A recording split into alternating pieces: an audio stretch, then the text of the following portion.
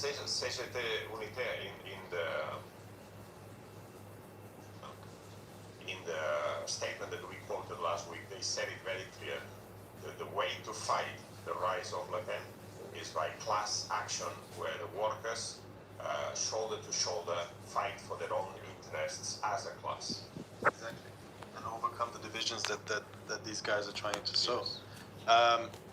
There is another, the big driving force of all this is the accumulated debt.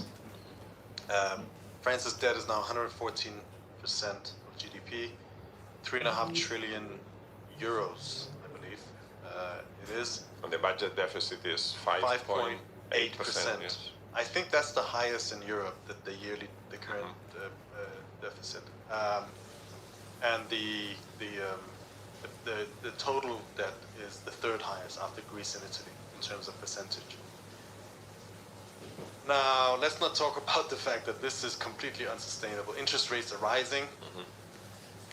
There's no way to actually overcome this within the confines of the system. But I think also, I went back and looked, and the last time France had a budget surplus was in 1974.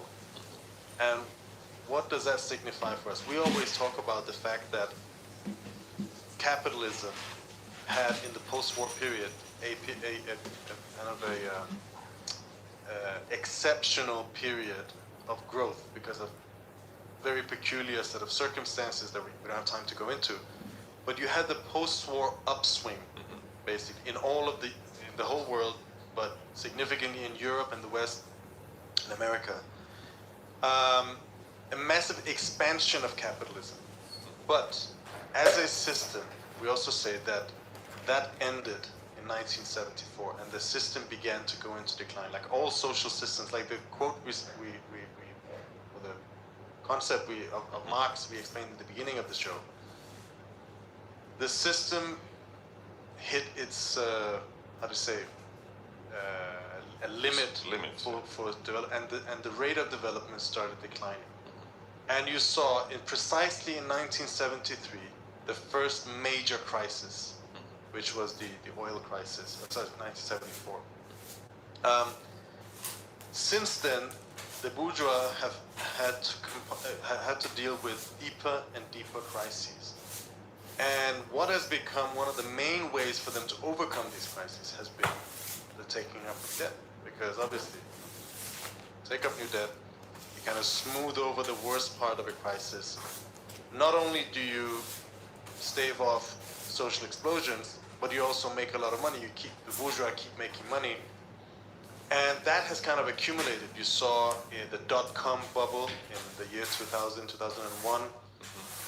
Again, the world standing in front of a pretty big crisis, but with massive injection of cheap credits into the system. That was overcome. Again, in 2008, you had a deep crisis, lots of banks going under. The states bailed out the banks. Bailing out the banks, bailing out businesses. And since then, and then you had the pandemic, and added to that, since you've had this, it's almost like a drug addict, having to use more and more of the drug to get the same effect. The bourgeois have been making tons of money off of this in the stock markets, and it's become a thing. I was watching Al Jazeera this morning, listening to Al Jazeera this morning, and there was a guy who said, all this debt is not a problem. Look, Britain has almost the same amount of debt. America has the same amount of debt. This is not really a crisis. This is something and they began to believe this propaganda that they have solved the contradictions of the system. But obviously they haven't. Capitalism must go into a crisis. And the way they overcome it only prepares for even deeper and bigger crises in the future. Yes. That's what this debt represents. It's an attempt, a 50-year attempt at postponing the inevitable by preparing what? A hell of a crisis. A bigger crisis later. Which could come and overwhelm them. But it could also mean just years and years and years and years of austerity, which is, if you remain under the present system, that is what's in store. It's inevitable. In fact, if you think about it, you're talking about one of the angles, which is the expansion of credit. The other side of the coin is that for the last 30 years or more, we've seen a policy of, or even more, I'd say, all the way back to the early 1990s, with what became known as neoliberalism. I don't really like the word very much, but it means that all the conquests of the past, everything that the working class won because there was a margin for concessions in the post-war period, has now been taken away. Yeah. Pensions, healthcare, education, welfare state, everything has been progressively being taken away. This is not a new phenomenon. It's now more acute, but it's been going on for 30 years. I remember the first time I went to France for political reasons was in the winter of '95, and there was a big strike wave, started with the railway workers, and it was over what? The pension system. Attacks on the pension system. 30 years ago, and we've had one after another, one attempt after another by the ruling class to make the workers pay in France and everywhere else for the crisis of the system. Now this question of the debt is piled up on top of this, so the crisis become completely intractable, and something has to give. They want to make the workers pay. The workers cannot afford to pay for the crisis of capitalism anymore after 30 years of their conditions going down. Precisely. And that's what we have. A rock and a hard place, Yes. we could say. And that is how what we see is basically a reflection of the crisis of the system. And it can only Yes. get worse. Yes. There's no way of postponing it. There's no way of managing this system, of somehow alleviating, Yes. because where is it going to come from? Who has got to pay this debt? That's the ultimate question. Yes. Who's got to pay? Is it the rich, the bosses, the bankers, or is it the working class? And also, I just want to say, yes, there's been 30 years of attacks on the working class, while the rich have never been richer than Yes. they are now. Yes. The stock markets have been booming. There's been all of this austerity measures. Part of this has been privatization, the selling off of the public sector, services that were built up in the post-war period, introduction of privatization, Telecoms, energy, water, railways, all of everything. that, immense corruption, and so this system that we were told that we live in, that we're all in the same boat and we just figure it out together. That's what democracy is. Well, it's not really like that, is it? And people want to fight back. And the point is that this is not just France, right?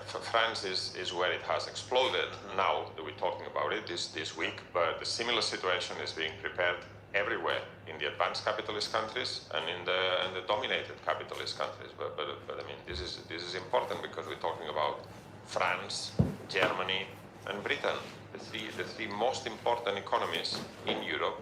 And three of them are in a massive political crisis, which is the result of the economic crisis that's been building up. It's funny you didn't mention Italy. Italy has a higher debt to GDP ratio than France does.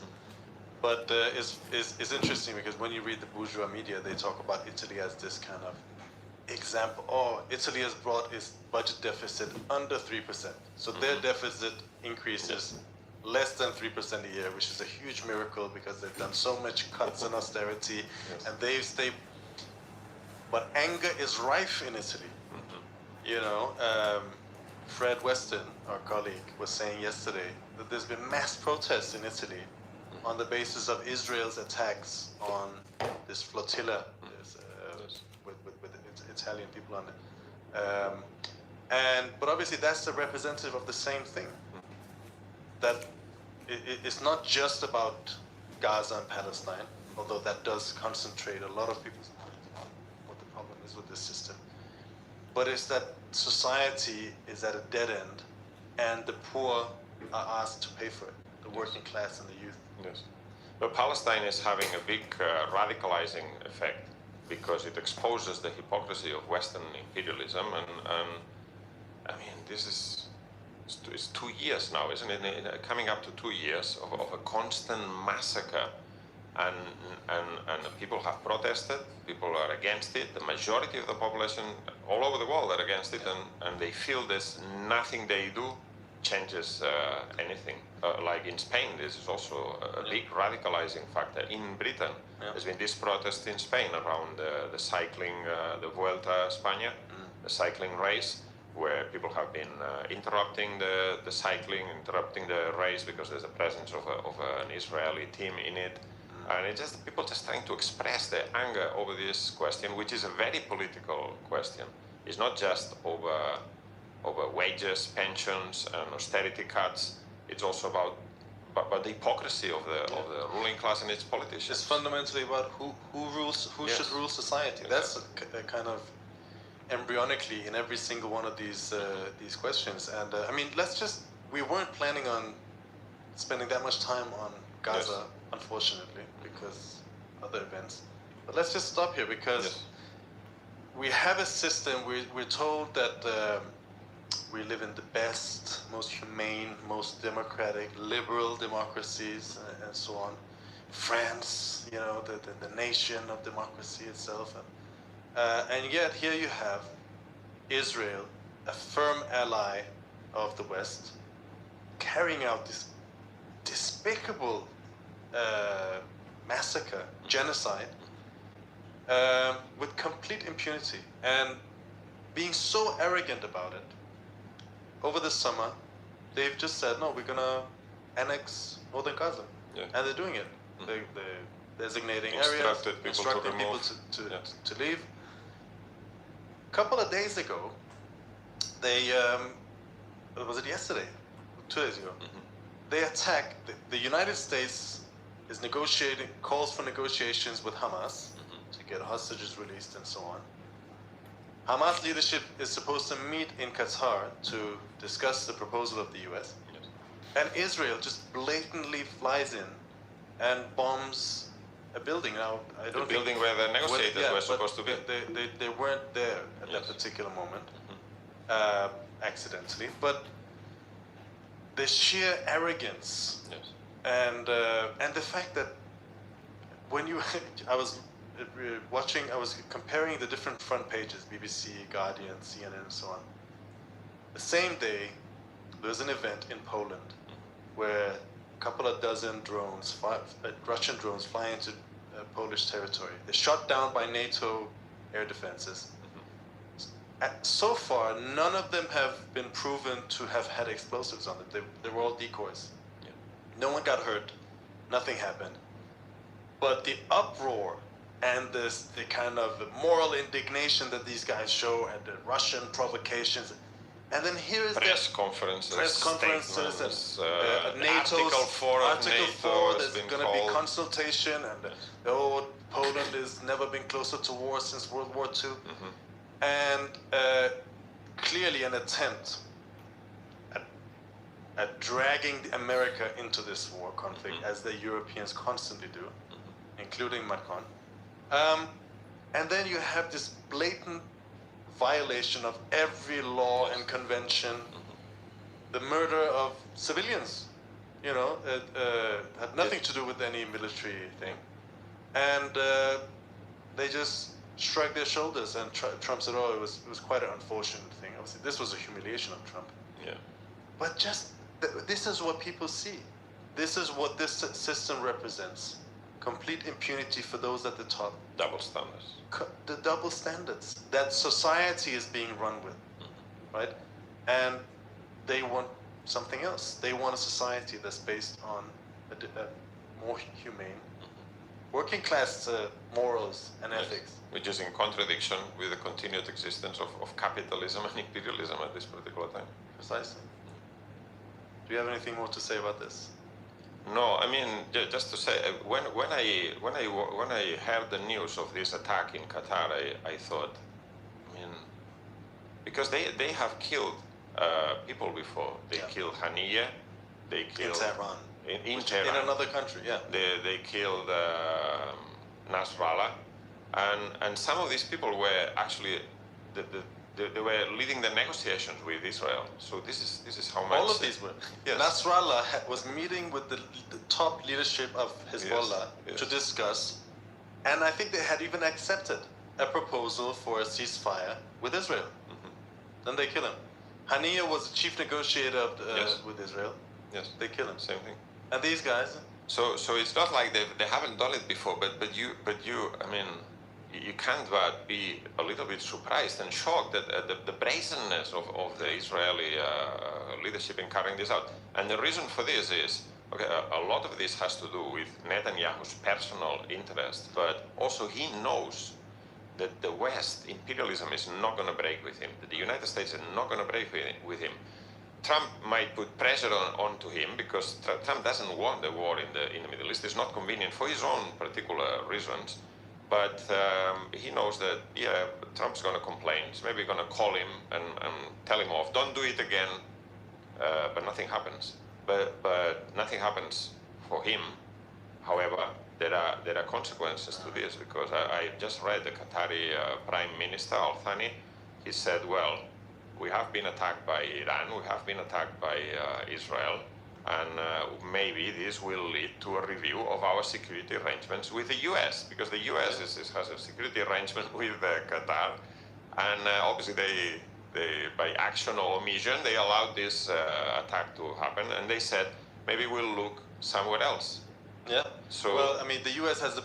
Let's just dive into this. Now we started.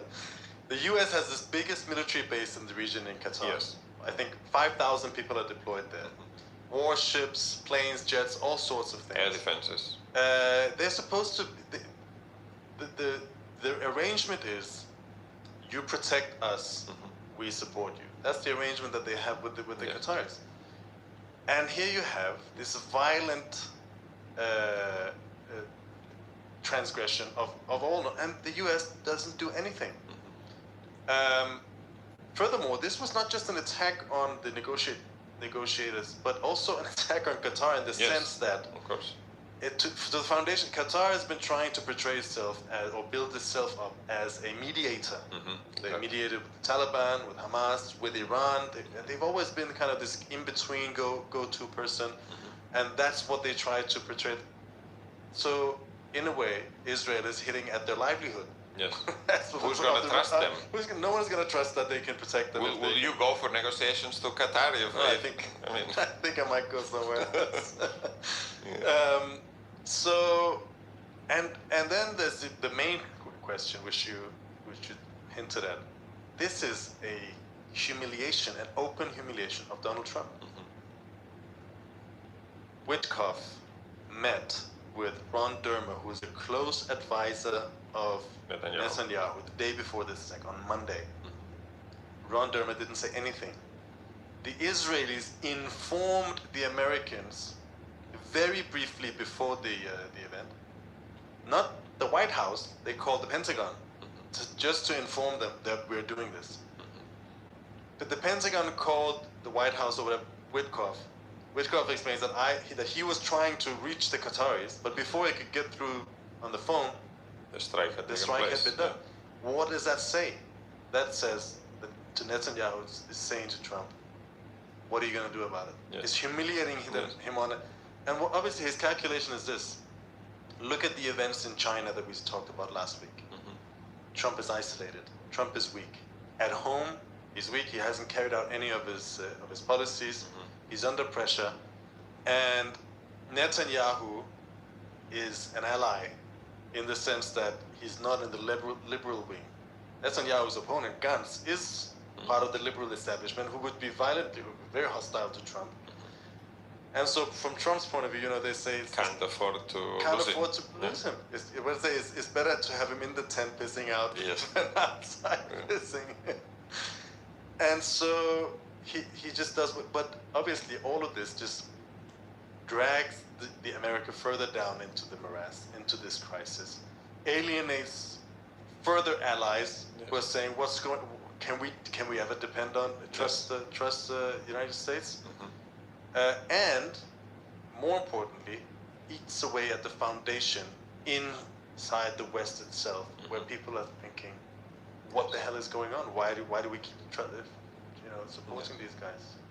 Even the Spanish Prime Minister, Spanish Socialist Party Prime Minister Pedro Sánchez has come out with a very strong statement, saying that what's happening in Gaza is a genocide, that he will cut off all links with Israel in terms of arms sales and so on. A lot of this is just for publicity. And when you look at the actual small print of what he's actually said or going to do, there's lots of caveats and so on. But why is he doing that? Because he's under enormous pressure from public opinion. And instead of ignoring it completely, like others are doing, he tries to lean on that for his own political benefit. Yeah. But it's just a reflection of the enormous pressure that Western imperialist powers are under from their own public opinion that's really angry about this question of Palestine. Yes. Okay, let's move on. Yes. We have one last topic to cover. Nepal. Who would have thought? We were talking. Well, last week we had revolution in Indonesia. Yes. Prime Minister resigns, gives a whole series of concessions. We'll go into that perhaps in the future a bit more. And then you had this sudden eruption of a mass movement in Nepal. Yes, on Monday there was a demonstration. The demonstration had originally been called against corruption. So this is a movement of mainly of young people, school students, university students, and other young people against corruption. And there's been, for some time, it's been building up. They have this term, they say the Nepo kids, i.e. the kids of high-ranking officials and politicians who are flaunting their wealth, and it's really insulting to ordinary working-class youth who are living in terrible conditions. Anyway, this movement had been building up for some weeks and months, and they'd called this demonstration on Monday. But then it coincided with the government taking the measure of banning a certain number of social media platforms. This is a little bit complicated because what's happening is also it's a struggle that's happening in other parts between massive social media multinationals that want to go everywhere, do whatever they want, not be accountable to anyone, and some governments that are trying to put up a fight. And the reason why these governments put up a fight is because they want to control the flow of information and also rein in these massive multinationals. There was a struggle between the government and these social media multinationals. Some of these platforms refused to register as it had been instructed, and so the government took the measure of banning them for a period of time. Yeah. This added to the anger of the youth. In Nepal, I think 1 in every 2, 50% of the people have social media accounts and so on. This is a country where there is a massive emigration of people to other parts for looking for work and so on. So social media is a way of communicating between the families. Also, I just read that Facebook had started the monetization program in Nepal recently. So quite a lot of young people thought, yeah, this is a way of making money, and now they were being cut off. So anyway, this added to the anger. There was a demonstration on Monday. The demonstration grew to a certain size. The demonstrators went up to Parliament and tried to breach the perimeter. Then the riot police opened fire with live ammunition and killed, I think it was first they killed 14 people. Then at the end of the day, it was 19 people were killed, including very young school students, 14-year-old and so on. And this was like the tipping point, the proverbial straw that broke the camel's back, and it led to a massive explosion of anger. People were no longer demonstrating. They had said, the organizers said, this is going to be a peaceful protest, and so on. No, people were not in the mood for peaceful protest. They were angry. They wanted justice for the people who had been killed, and they set fire to the Parliament building. There was a whole number of incidents during the day. By the end of the day, one of the ministers had resigned, and the government was in serious trouble. They declared a curfew in Kathmandu, but also in a whole number of other towns. The movement was spreading nationally. And then on Tuesday, the movement continued. Repression could no longer stop the movement, similar to Indonesia.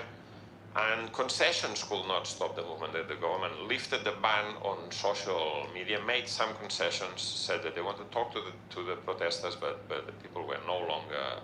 The youth played a key role in this movement. It's called the Gen Z revolution. Gen Z is a bit of a silly term, I'd say, but anyway, it represents that the youth were at the forefront of this. And there is a mood of opposition to all establishment politicians. By Tuesday, the government, the Prime Minister, KP Oli, had resigned. Not that he resigned voluntarily, he was basically kicked out.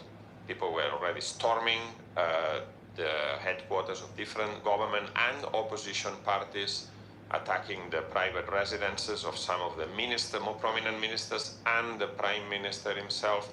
So basically he had to be taken away from his residence by the army in helicopter. And then people thought that he was hiding in the international airport. So there was some talk that he was going to the Middle East, maybe to Qatar, I don't know. And well, so not safe anymore. But he was going there. Then people assaulted the international airport. The airport was closed. Then they set fire to the judicial power building, to the National Assembly, the president's office. And basically the government had fallen by the end of the day. And there was, some people described it as this, that there was anarchy in the sense that there was no government, nothing. The people had assaulted some of the police stations. They released people from jails. Some of them had managed to get guns from the police. In some instances, the police had fraternized with the demonstrators. And by the end of the day, the army came out with a public statement calling on people to show restraint. Not telling them to go back home or threatening them in any way. No, they said, please, calm down, the government's gone, now go back home, we'll all talk. And so the regime was really, really worried against the ropes that the movement of the masses had brought down the whole establishment. Yeah. I think that this is very, very significant. And it's just one more example of what we were discussing last week. I mean, what really stands out is the power of the masses, isn't it? You have this, again, let's go back to our moaning leftist friends who talk about, the state apparatus is, they're so strong and they're so strong and they control everything and the media controls everything. And what you had here was, in the space of 2 days, a movement of young kids brought down all of that. And they could have taken down the whole thing if they had a plan. Yes. That's the only thing that was lacking. Again, we talk about violence. What and fear actually was the violence that really, spurred the movement onward. The organizer was saying this was just supposed to be a fun, peaceful kind of festival kind of thing. And then someone gets killed and the mood turns immediately. And by this stage, the development underneath the surface in the whole of the previous preceding period, this is not a one-day thing. This is years of anger and resentment building up. That day, things took a qualitatively different turn. And instead of people being frightened by that, they lost their fear. And every step they took forward, they burned down the parliament, then they burned down the judiciary. And then they heard the president was going to flee, the prime minister was going to flee, they burned down the airport. And they took matters in their own hands. And every step they did, they could feel, they could sense, they gained confidence in their own powers, in other words. And by every step they move forward.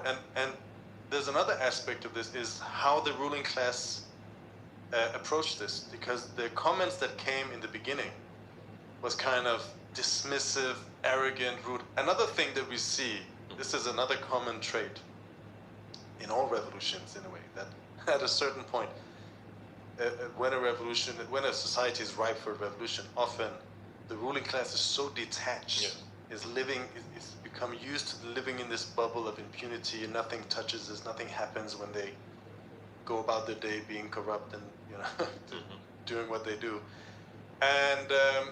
And they get overconfident. And again, this is what you saw in Indonesia. Arrogant. And arrogant. The way that, how can what was it? The prime minister said, "Oh, how can people talk about independence when they can't even think independently, right? As if they're all mindless drones. They're just brainwashed and they're Ignorant. just kids and ignorant." And he had to eat his own words, didn't he? Yes. The other thing is that, the movement started over this question of corruption and also the question of the social media ban. But there are deeper reasons, and we need to look back a little bit, because also there's been a lot of commentary on social media about what's the real meaning of this movement, who's behind it, and all of this. So first of all, we need to say that Nepal is one of the poorest countries on earth. It's been made poor by imperialism. Mainly in this particular case, Indian imperialism, which has always dominated over India. And India had a very repressive monarchy regime for a very long time. Now the monarchy was, first had to make concessions. It was a constitutional monarchy, so there was some semblance of democracy. And then finally, in 2006-2008, over a mass movement in which the communist parties played a role, Maoist communist parties, the monarchy was overthrown. There was a republic and a constituent assembly. But since 2008, up until now, which is 17 years, there's been 14 different governments. But these governments are all the same. It's like they call it a revolving door of coalitions. Yeah. There's three main parties. The Nepali Congress, which is a bourgeois liberal party. Then they have the United Marxist-Leninist Communist Party of Nepal, which is not communist at all. And then you have Prachanda's party. This is the Maoist party, Maoist Center party, it's called, that led the Maoist insurgency for many years, and they came to power after the abolition of the monarchy in 2008. These three parties have been in power in one form of coalition or another for the last 17 years. And nothing's changed for the masses. The masses participated in a very courageous movement. They overthrew the monarchy and they wanted change. But they didn't just want a change of the form of government. They wanted a change in their conditions, right? In their living conditions. And this hasn't changed at all because capitalism continues to exist. And for the last 15 years, all these different governments involving the communist parties have managed the crisis of capitalism. During the time where, and there's these three guys, Oli, KP Oli, the prime minister's been overthrown now, who's a member of the United Marxist-Leninist Communist Party, Prachanda, the leader of the Maoist Center so-called Communist Party, and the leader of the Nepali Congress, can't remember his name. The three of them have been prime ministers so many times. I think this Oli has been prime minister 4 different times, Prachanda 2 different times. So it's the same parties, the same governments. They've been ruling the country and nothing's changed, or rather, conditions have been getting worse and worse for the masses of working people. I think there are, 4.5 million working age Nepalis abroad, mainly in 8% of the population. Mainly in the Gulf states, 20% of the working age population. So that's the only way, is this the only escape valve for the system. Remittances from migrant workers represent 25 or 30% of GDP, and they're working in India, they're working in the West, they're working in the Gulf states, in the United Arab Emirates and other places in the worst kind of jobs, construction jobs and so on. Last year, in 2024, 800,000 people emigrated for work, which is double the figure as the previous year. So the situation is getting worse. And at the same time, they can see that these governments, they don't do anything. The Prachanda government, the Maoist government, which is a coalition which incidentally, this is the rottenness of these so-called communist parties. Prachanda was prime minister in a coalition that involved the RPP, which is the monarchist Hindu nationalist party. They want the restoration of the monarchy. They were in a coalition with the Maoists. They relied on the votes of these MPs. It's unbelievable, the rottenness and corruption, these so-called communist parties, the two main ones. And he signed a deal with the IMF. Yeah. And we know what the deal with the IMF means. Yeah. And for 2 years he was in power, managing this deal with the IMF, going through 6 different reviews, strings attached and everything. Um, so it's no wonder that the youth reject all parties, not just those in government now, but also those who are in opposition, who were in government a year and a half ago, right? So they burn down the offices of different parties and so on. In these conditions, I will say, the ideas of communism are bound to be discredited amongst the whole layer of youth who think, oh, communism is these guys who are in power, and the sons and daughters are enriching themselves, and we still live in the same conditions. Fortunately, I will say there are some communist organizations are participating in the movement, giving it support, but the question here is why is it that it's not the communist organizations that are leading this movement, giving a channel to the anger of the youth and working people. Now, there's one more thing I want to address, that some people say, oh, this is easy answer. This is a color revolution. This has all been organized by the West through some NGOs. And because since the revolution in 2006 and 8, Nepal has been drifting more and more in the direction of China. Chinese investments have been increasing. Chinese capitalism has a huge influence. So that's right. there's also plays into the whole color revolution, geopolitics narrative. Now, it is true that the organization that called for the demonstrations on Monday is an NGO. It's called Halim Nepal, run by a guy who set up this NGO on the basis of some relief effort from an earthquake a few years ago, and he organized and called for this demonstration. But that doesn't explain anything, does it? It doesn't explain why so many people turned up at this demonstration, why the government used deadly repression against this movement, and particularly doesn't explain why tens of thousands of people then moved against all institutions of power. The mood was there already. It was channeled through this organization by accidentally.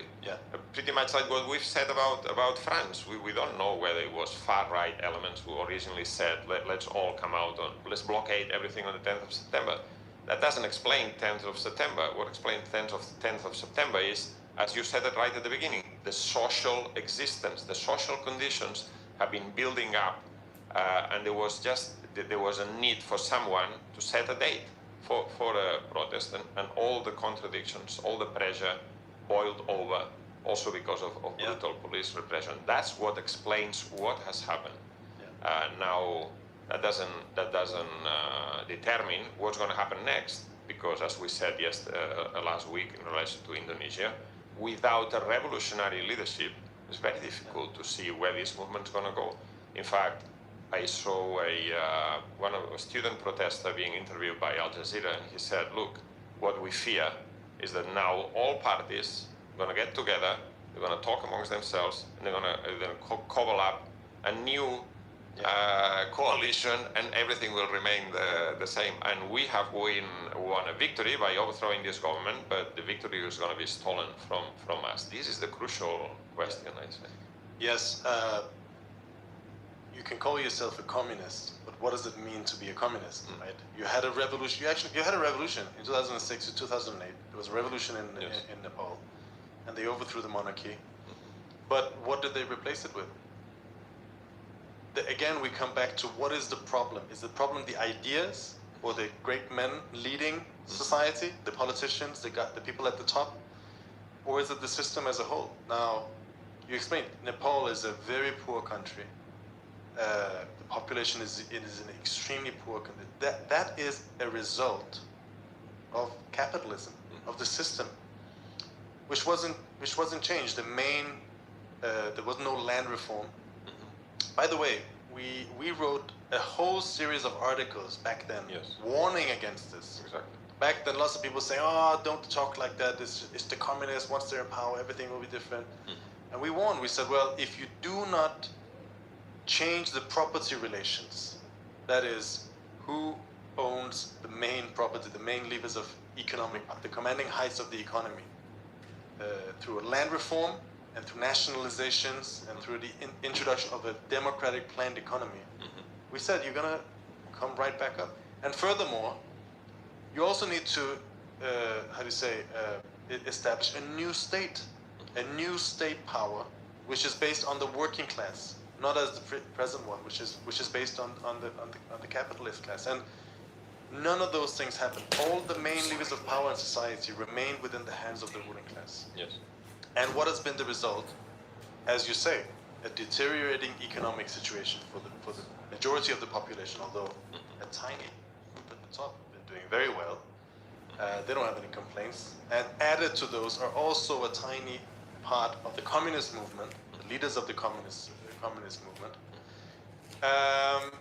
And everyone else has been are suffering. Yes. And so you can And the communist parties, these two main parties, the UML and the Maoist Center, have been managing this crisis Yes. in coalition with the main bourgeois Right. parties. So you can't fault people for thinking, okay, the problem must be parties as such. Yes. That's basically that's the conclusion that people have drawn, isn't it? No, that's not right. It's the question of which class interests does those parties represent? Which program does those parties represent? I brought out you call it Halim Nepal. I thought it was Hami. Oh, Hami Nepal, sorry, yes. Halim is a dish. This is an NGO. They have a program which calls for the immediate resignation of the government, resignation of all ministers across every province. Essentially, the resignation of everyone. Yes. Down with them all. Which is correct. Yeah, absolutely. No, absolutely. Swift and uncompromising prosecution of those who ordered the shooting of our innocent brothers and sisters. And finally, the formation of an interim government led by the youth with a vision for a just and accountable future. Now, here we have a dilemma that often comes up again when we talk amongst communists, because on the one hand, you have those who say, look, people are not talking about a socialist revolution here. We need to have democratic demands, mild demands. That's what this movement is about. Democratic rights, the right to freedom, the right to speak, the right to live, the right to, against corruption, against all of these things. So we have to stick to that. Then there are those who say, no. Any democratic demand, anything that's not the taking of power by the proletariat, marching through the streets with red banners, the socialist, anything is A color revolution. color revolution, right? And or something else that's not We can't support that we it. can't support. But the point is this: it is precisely because of the betrayal of the communist parties, because of the lack, their inability to educate the masses in what their true interests are. This movement is moving in an impressionistic way. Is learning by doing. Is by the intervention of the masses directly in politics that they're learning. And the first thing they meet is this political edifice full of corruption and inequality and injustice. And they want to get rid of it. So that is the starting point. And of course, we support that.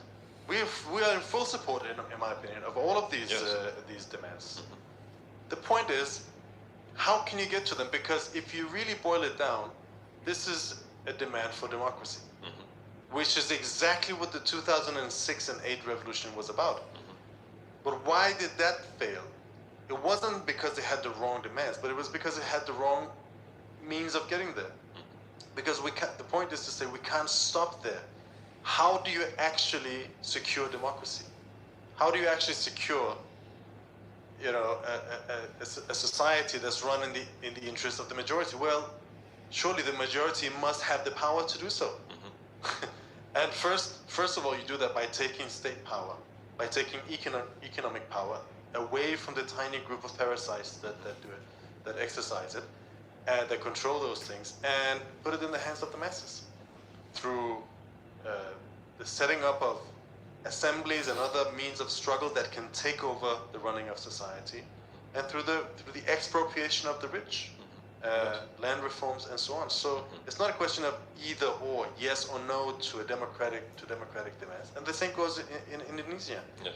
There's now this program 17+8, 17 demands to be introduced right now, and another 8 to be introduced within the first year.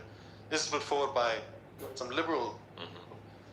Obviously, this will galvanize, this will strike a note, because that's what people see immediately in front of them, is this is establishment that they cannot tolerate. But our task is not to say we're against those, but to say, okay, but how do we actually achieve these? How do we actually maintain these demands? It's precisely by the working class taking power. And then we have to organize towards that. Yes. And I will say there's a warning here. Because this idea of a government, a transitional government led by the youth and outside of all the existing parties and so on, is bound to be popular because the existing parties are so discredited. But however, there is a precedent to this. 1 year ago, there was a revolution in Bangladesh in which many people were killed. Finally, they overthrew the hated regime of Hasina.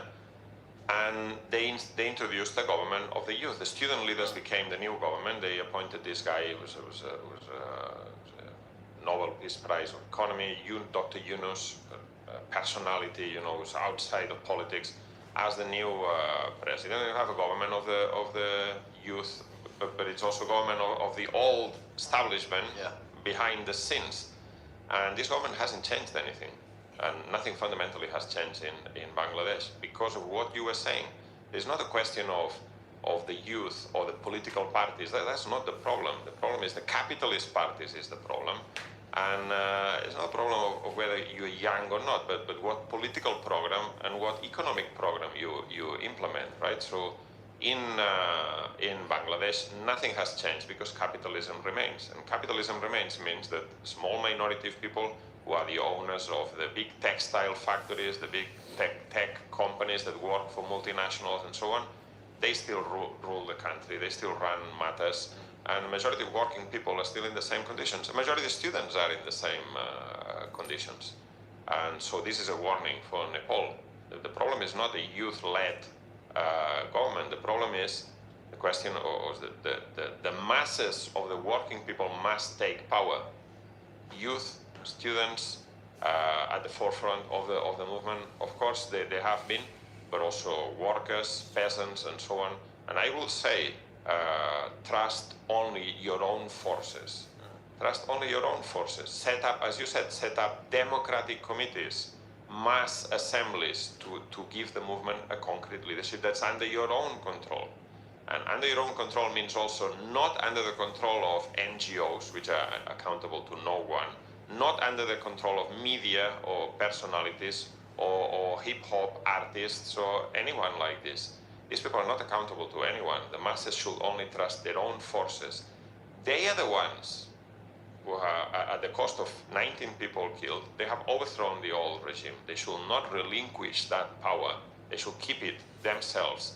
Trust no one. Organize by yourselves.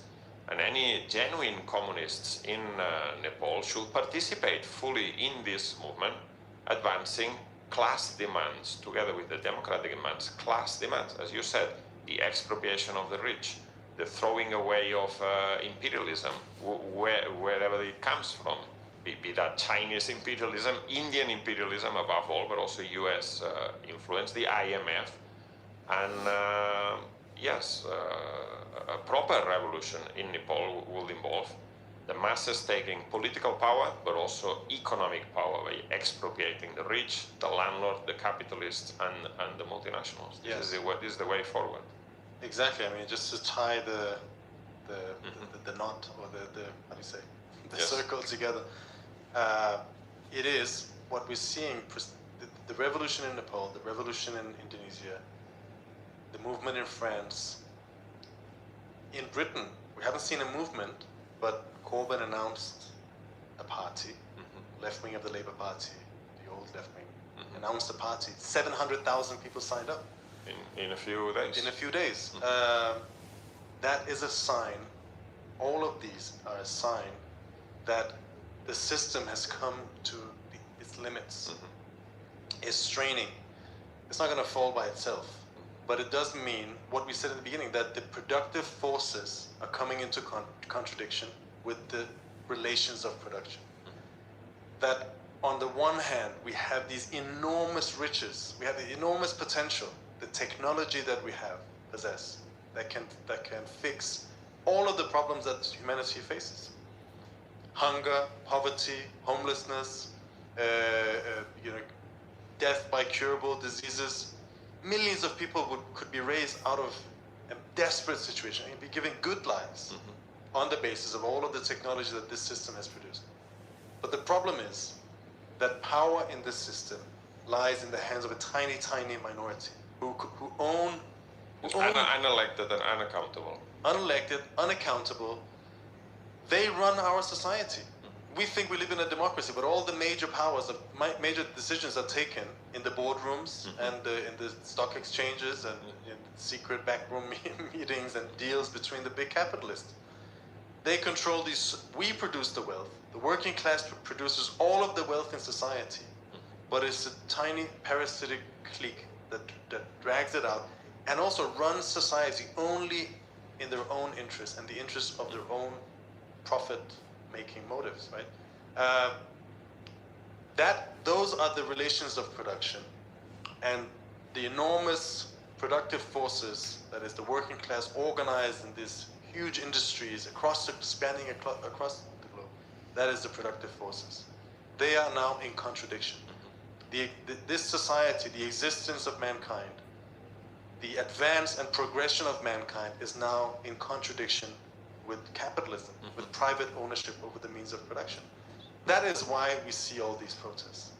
And in order to solve them, in order to achieve their goal and to solve the problems that they pose, that is the contradiction which needs to be solved.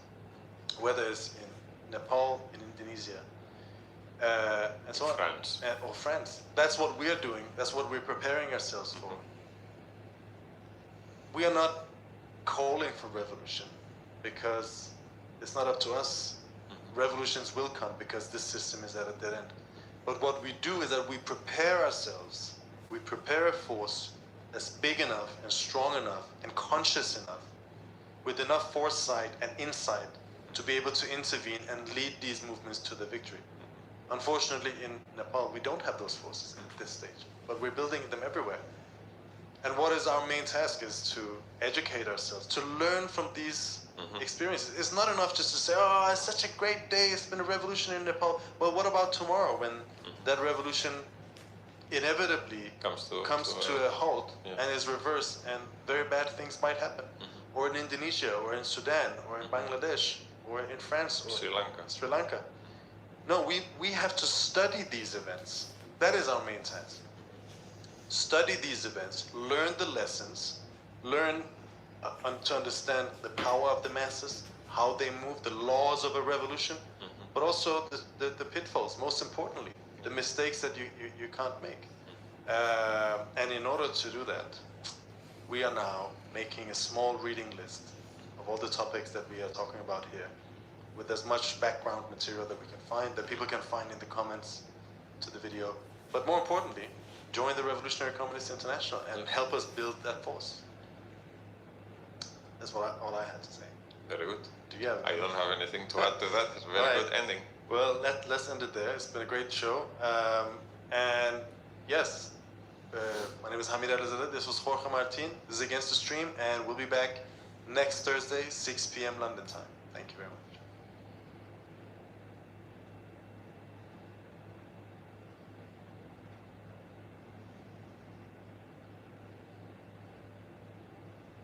Are living through a moment of relative calm and even a retreat of the mass movement that we have seen last few years. This is somehow normal, and we have explained it in many of our articles. Marxists know that the revolutionary mass movement pass inevitably through periods of retreat and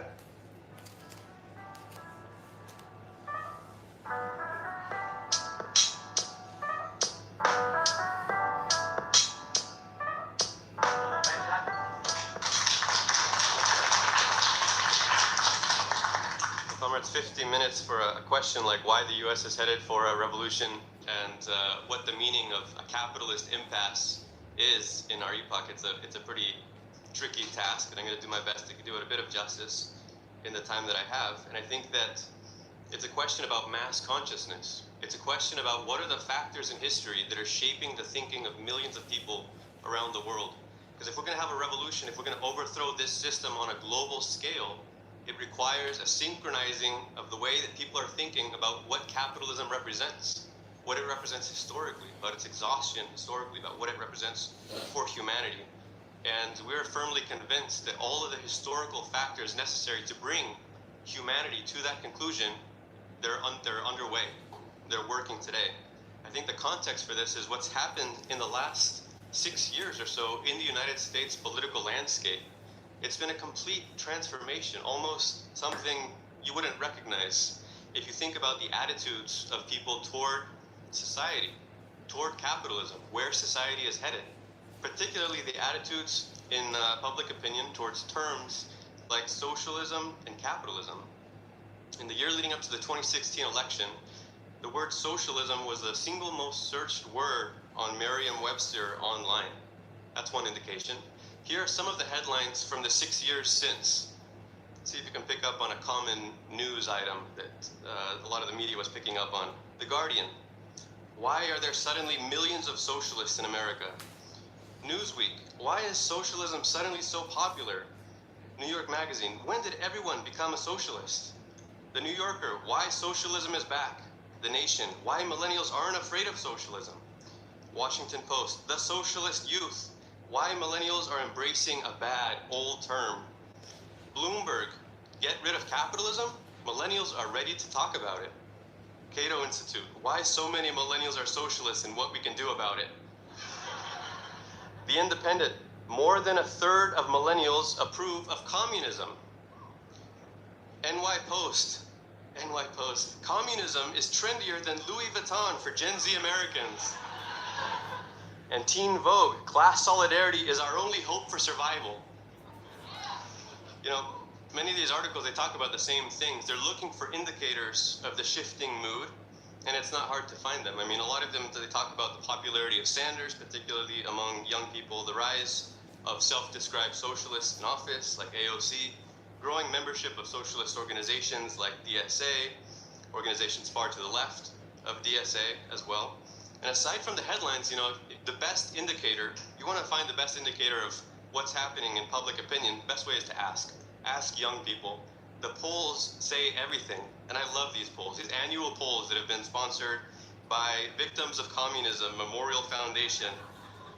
From 2017, 2018, 19, 20, every time these polls come out, you see millions more young people are turning their back on capitalism. Millions more young people are opening up, not just to socialism. This is not just like the Sanders moment. It's not the vague socialism that you get from DSA and other outlets on the left. They're turning to communism, to Marxism, openness to ideas like public ownership of the means of production. You know, I think that they may have realized that these polls were just extremely encouraging for the communists, and so maybe that's why they stopped publishing them in 2020. But the latest figures indicated the following breakdown, numerically. This is just among Gen Z and millennials put together.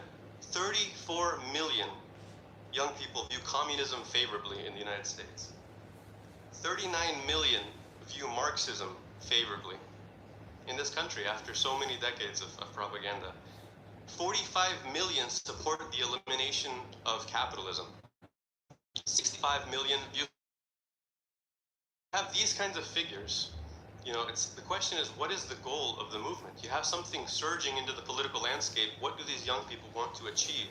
And along with this surge of polls, of political currents, you've had the rise of left-wing media, of magazines, of podcasts, reading groups, YouTubers, blogs, hundreds of book titles. The rise of a strategic debate about what is it we're after? What is it that we're trying to achieve? What does it mean to fight for socialism? And that's a strategic debate that we're very interested in the IMT. A few years ago, the Washington Post published an interesting article. It's by a historian, Andrew Hartman. It's called The Millennial Left's War Against Liberalism. And it says, the millennial left is not a return to the new left of the 1960s. The student radicals and hippies who raised hells in their efforts to end the Vietnam War and change American culture. Rather, it invokes the ideas of the old left of the 1930s. the militant labor unions, socialists, and even communists, who in the context of the worst economic depression in American history sought a genuine alternative to capitalism. That's what I think this new current of radicalization represents. It's nothing we've seen since the Second World War. It's a striving for a genuine alternative to capitalism. It goes on to say, in the 1930s, hundreds of thousands of workers joined the mass labor unions of the Congress of Industrial Organizations, the CIO. Even the Communist Party, always suspect in American political life, enjoyed a surge in its American ranks thanks to the relatively common view that the Great Depression sounded the death knell of capitalism. Think of that political environment, what it gives rise to among widespread layers. So as revolutionary Marxists who defend revolutionary socialism in this debate, one of the basic messages that our comrades are putting forward systematically across the US, across the world, is that yes, we live in a revolutionary epoch today.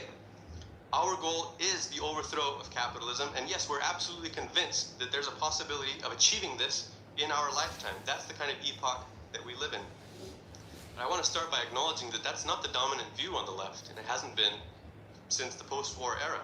You want to look at the dominant view, the currents that have been speaking as the representatives of this new left-wing trend, the views behind the books that are being published at Verso and Haymarket, the leading currents within DSA and its strategy. Above all, publications like Jacobin. Jacobin recently celebrated its 10-year anniversary with an editorial that talks about having become a major voice on the global left, and it claims that the magazine has made the most significant contribution toward creating an intellectual space of debate for socialist and progressive intelligentsia of our time, mostly by drawing on the academic world. They say, Jacobin has become a magnet for the left's strongest thinkers. By its gravitational pull, Jacobin has managed to attract those scattered socialists among the professional classes, who otherwise would have been absorbed by the university system. So it is very exciting. We want to hear the advice of the left's strongest thinkers, that what they have to offer the growing socialist movement. One of these authors wrote a book a couple years ago, was published, called How to Be an Anti-Capitalist in the 21st Century. It's by a University of Wisconsin professor. The following advice: give up the fantasy of smashing capitalism. Capitalism is not smashable. In one way or another, you have to deal with capitalist structures and institutions. Taming and eroding capitalism are the only viable options. So apparently that's the anti-capitalism of the 21st century, not like the old-fashioned anti-capitalism where you try to overthrow the system. It's the one where you accept capitalism, figure out ways to tame and erode it. That's lesson one. Another title, The New Communists. It's all about what's new. It's the new era, referring to the fact that interest in communism itself is rising in this country. Here's what it has to say, just a few different quotes from the article. Today, 100 years after the Russian Revolution, the world has turned. The world's working classes have moved on. Today, the probability of such a revolution is infinitesimally small. What haunts the socialist left today is our inability to move on from these dreams of apocalyptic rupture, fantasies of new, unfathomable worlds. You gotta move on. Another editorial, this is the final one I'll treat you to. This is Our Road to Power, an editorial by Vivek Chibber, who also teaches at NYU. He's presented as kind of like a left celebrity in the media. He goes on, New York Times podcast, and he's the one, he's the Bolshevik, the one representing the radical. Here's what he has to say about the Bolshevik Revolution, by the way. There's no doubt that the decades from the early 20th century all the way to the Spanish Civil War could be described as a revolutionary period. It was an era in which the possibility of a ruptural break with capitalism could be seriously contemplated, and a strategy could be built around it. But starting in the 1950s, openings for this kind of strategy narrowed, and today it seems entirely hallucinatory to think about socialism through this lens. These are the views of the dominant current on the left, the public spokespeople of the rising left current, the ones that are speaking for the movement. And it has been the dominant view for decades, this idea that we don't live in an era of revolution anymore. The idea of overthrowing capitalism, you're in a dream world if that's the goal that you're setting for yourself. You need to move on. If you move outside of this space, this progressive intelligence, if you move outside of the university offices of these professors, and you look at what's happening around the world in country after country, mass uprisings that have brought down governments in every corner of the globe, rebellions, full-blown revolutions, In 2019, there were mass uprisings in a quarter of the countries on Earth. We have comrades here from Puerto Rico, where 1/6 of the population poured into the streets and brought down the government of Ricky Rosselló in 2019 through mass demonstrations and strike action. 3 years ago this month, you had the October rebellion sweeping through Chile, Ecuador, Colombia, country after country. These are not just demonstrations. It wasn't just general strikes. You had the rise of elements of dual power, armed bodies of workers' defense, arresting military personnel, disarming the police, erecting barricades and checkpoints, seizing control of all major highways, setting up revolutionary assemblies, not just for discussion, for making decisions and carrying them out. These are the scenes that have sprung up around the world. In Algeria, 3 million people flooded the streets in a revolution that brought down the 20-year dictatorship of Bouteflika. In Sudan, talk about a classical proletarian revolution. You had the masses organized in a general strike that had 100% participation of the working class. Even all government, not only did the workers organize themselves and take over industry, all government ministries, the workers organized themselves into councils and declared their allegiance to the revolution. You had power in the hands of the working class. Basically, all administrative day-to-day is going into the hands of the working class. This is revolutions that are happening in our period. That brought down the 30-year dictatorship of al-Bashir. You know, the serious analysts are not the professors that are talking about living in a post-revolutionary era. It's the ones that are warning the ruling class that this is a revolutionary era, that there's a threat of revolution everywhere. Compare these earlier quotes we heard to comments from Paulo Gerbaudo, a political sociologist at King's College in London. He says, "These protests are popular insurgencies. They reflect the failure of nation states in the global era. They're not a passing crisis that can be remedied through the regular levers of the state. These movements may be the early symptoms of a new global crisis. They're like seismographs.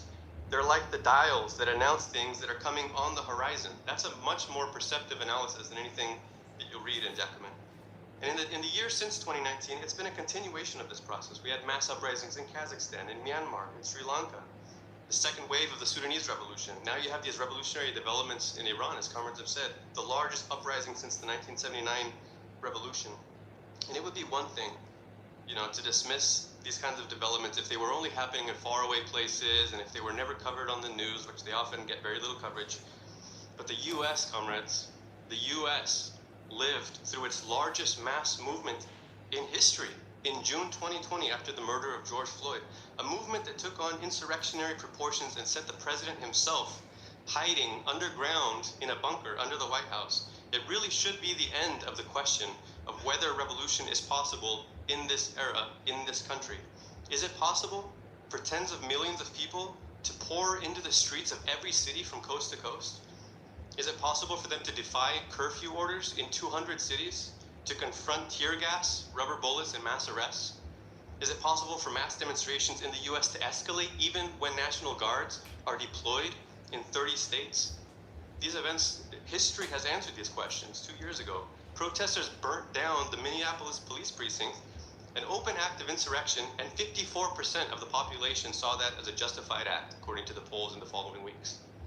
At its height, the mass movement had the approval of 78% of the population, who said that the anger that led to the protests was justified. Way more than the 26 million people who actually poured into the streets. So if an uprising on that scale is possible in the 2020s, the debate is over. Revolution is possible. It is a fact. Those events very easily could have escalated into something much bigger, by the way, than what actually played out in June 2020. Trump was threatening to invoke the Insurrection Act of 1807. He had ordered army bases across the country to be ready to deploy within 4 hours to police demonstrations within US borders. And it provoked a whole crisis. Dozens of military officials, Pentagon officials, generals, and retired generals openly defying the US president because they realized you play that card, you play the send in the troops card, and you're out of cards. We came very close to a situation like that in this country. Does that sound like a ruling class that has this thing under control? A ruling class that has internal cohesiveness and political stability, as Jacobin says? To this day, you have, one of the pillars of bourgeois traditional rule in this country is a party in the grips of Trump. It talks about casting doubt on the legitimacy of US, a bourgeois democracy itself. They don't have a grip on this thing. It's time for the left to recognize these facts and to say we need to stop acting like we're in a post-revolution era. This is a revolutionary era. We're living in one right now. We need to stop acting as if we're headed for another period of calm and peace, like the post-war boom. And really, most of society understands that we're headed for a crisis. If you look at polls, most people think we're headed for chaos, for turbulence. For young people in particular, they try to look at their future, and what you see is a world on fire. We're headed for a climate catastrophe. And if you look at these polls, we're also headed for a major fight against these events, or a fight against capitalism. This mood in society, it's not just a fleeting temporary phenomenon. It's not something that's just going to pass. It's a growing desperation. It's a search for a way out of an impasse. And when millions of people start to question the structure of society, that's a big deal. That's an indication that something fundamental is changing, something profound in the foundation of society. You want to understand that, you need Marxist ideas. You need Marxist theory. Marxism for us, it's not just a method of analysis. It's not just a philosophy of class struggle. We need these ideas to make sense of the world in the 2020s. The manifesto of 1848 sheds more light on the world of the 2020s than it did in the decade when it was written. History of all hitherto existing society, history of class struggles. What does that mean? It means class societies, they're not eternal. Capitalism is not eternal. It's not going to be around forever. Marx explained that class societies, like everything else in nature, they have a life cycle. They're born. A social system is born. It develops up to a certain point. It reaches a peak. It enters a phase of decline, just like a human life, just like anything else in nature, and eventually it comes to an end. And that's what's happening with capitalism. It's lived long beyond its limits. The question for us is, what determines that lifespan? What is it about capitalism that we can say it's lived past its limits, it's reached that impasse? Marxism explains that a social system can be viable, it can move forward, it can develop as long as it's developing the productive forces. That is the key to progress. That is the key to all the thread of human progress, is the development of the productive forces, the ability of humans to meet their needs. When we have an improvement in that ability, an improvement in technology, in technique, scientific knowledge, social organization, productivity, that makes it objectively possible for more people to live without starving, for more people to have housing, to have their basic needs met, and for humanity to spend less years and hours of their life working just to make that survival possible. When you improve that, society moves forward. That's the thread of progress that we've seen over the last 6,000 years of class society. And what makes a particular society enter an impasse is and go into a decline, is when it stops developing those productive forces. Instead of helping them move forward, it starts to constrain them. It becomes a straitjacket. It keeps the productive forces from moving forward. And when that becomes a historic fact, it expresses itself in countless ways as a general sense of decline. It becomes a historic crisis on all levels, because the realization starts to sink in that life is getting worse. It's not getting better from one generation to the next. That realization is a powerful one, comrades. The widespread mood of discontent, it starts to grip mass consciousness, and that's the background for a revolutionary situation. It doesn't automatically mean the beginning of a revolution, but it marks the start of a revolutionary era, which we are definitely knee-deep in. And this process has run its course under capitalism. I want to try and explain how capitalism exhausted its progressive phase. In the manifesto, Marx and Engels, they give the devil his due. They talk about the rise of the bourgeoisie and what it achieved. They say, the bourgeoisie historically has played a most revolutionary part. During its rule of scarcely 100 years, it has created more massive and more colossal productive forces than have all preceding generations put together. And it wasn't a pretty process. They acknowledge that as well. It was the most vicious, bloody, brutal exploitation and oppression humanity has ever seen. But this drive for profits, drive for growing markets, that provided an impetus in society that had never existed before. It's the single-minded logic of the system. It has that one purpose: accumulate capital. All human activity has been organized around that one purpose for the last 200 years. And for a while, it had a progressive byproduct, because as a result of that drive, that motor force kept running, humanity started to harness the forces of nature like never before. All the major advances we've had in natural science, in the application of chemistry, the explosive development of industry, machinery, the mechanization of agriculture, steam power, electricity, railroads, transport, air travel, developments are the basic justification for the rise of capitalism, but that mechanism, that motive force, it had its limits. There's only so far it can bring society forward before it turns into its opposite and it becomes an obstacle for society. For one, competition in the market leads to concentration of capital. This is something that Lenin explained. He didn't call it the late stage capitalism, he called it the highest phase of capitalism, imperialism. And it's the result, after so much competition, larger and larger sums of capital are required even to compete, even to participate in the market, until you reach a point where every industry is completely dominated by a handful of monopolies. And that's one factor that signals the end of capitalism's progressive phase, because when you have a national market that is totally maxed out, it's dominated by, there's no more room, there's no more land out there to take over, there's no more markets to expand into. And you have it carved up by a handful of monopolies, intertwined with finance capital, with the power of the banks. The only other place to expand is into other markets. You have this pressure start to rise, and it becomes irresistible to seize other markets, to invade other countries. Imperialist powers start to seize, to try and exploit their resources, their labor forces. You have this muscling around to try and establish more of a sphere of influence. And we see this is the drive behind imperialist wars. The war that we're seeing in Ukraine, the proxy war between US imperialism in the form of NATO and Russia, it's also a question of this expansion over the last 30 years, the encroachment of NATO to surround Russia. But what we saw in Lenin's time is the fact that this driving force, it's the driving force that led to the two world wars that saw capitalist nations carving up the world into a new arrangement at the cost of 40 million lives in the First World War, another 75 million in the Second. As we heard, 27 million of those were sacrificed by the Soviet Union. That was history's way of announcing that capitalism has reached the end of its progressive phase. Now, we have the historic fact of the post-war boom, and I think it's something very important that we understand. That period, from the end of World War II until the early 1970s, was an extremely exceptional period in the life of capitalism. A number of historically unique factors aligned to give the world market, and US capitalism in particular, a new lease on life. Some of those factors are, first of all, the wartime destruction of Europe, the fact that it wiped out the industry of all of America's capitalist rivals. Massive state expenditure on armaments, which was the main force that brought the US economy out of the Great Depression. Unprecedented state intervention. When it's life and death questions of war, they don't leave it to the market to compete and figure out how the economy is going to take care of its needs. They have wide-scale nationalizations. The US government took over railroads, mines, armaments, other basic industries. And you know what? The US industrial machinery doubled over the course of World War II in the US. All of it was paid for by the US government. We don't hear much about that. New markets and technologies obviously came out of the war effort as well, because it wasn't just the weapons. You had new chemicals and plastics and other industries that could develop.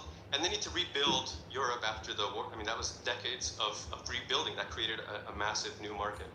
Those were the factors, and that gave rise to this block of time, all the way up to the 70s, where it seemed like things were actually restabilizing. It seemed like things were getting better.